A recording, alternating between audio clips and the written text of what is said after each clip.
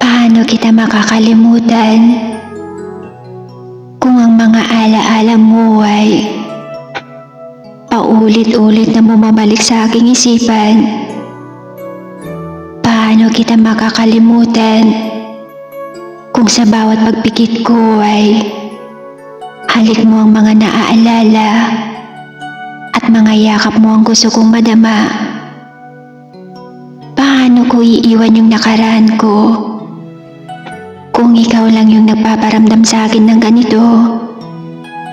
At kung ikaw lang yung nagpapasaya sa akin ng totoo?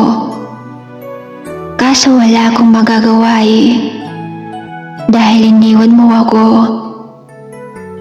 Para bang may kulang sa mga araw ko dahil wala ka na sa piling ko. At iisipin yung mga binitawan mong salita, ni kahit isa hindi mo ginawa.